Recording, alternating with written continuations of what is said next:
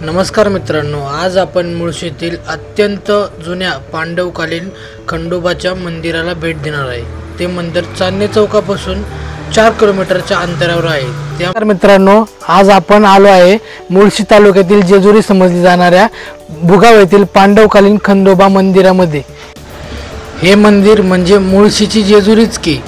या मंदिरामध्ये खंडोबाच्या आंघोळीसाठी उजव्या हाताला हे कुंड आहे। या कुंडाला 12 महिने पाणी असते।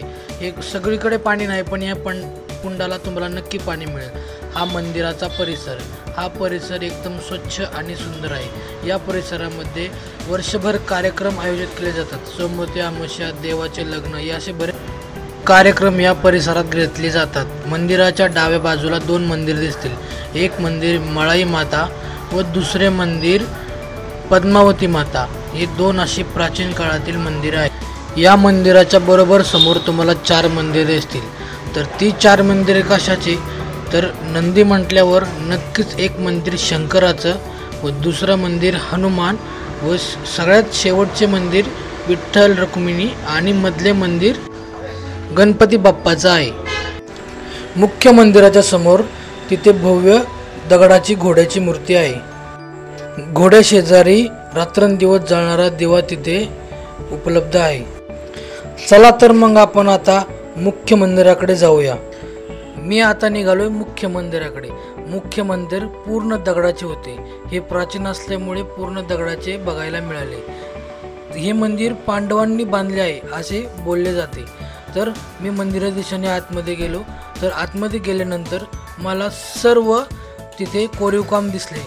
दगडामध्ये कोरीवकाम बघायला मला खूप आनंद वाटला।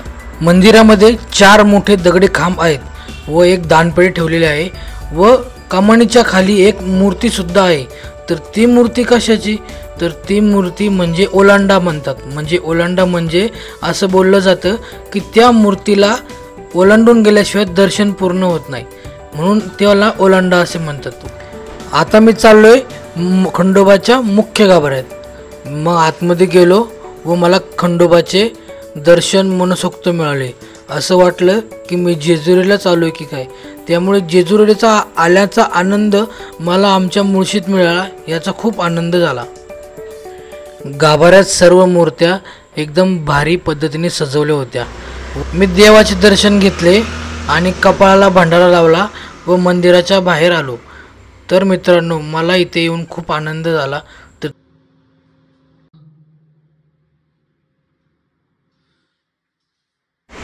तर मित्रांनो, आम्ही आलो होतो आज भुगावची खंडोबा माची येथे व्हिजिट द्यायला।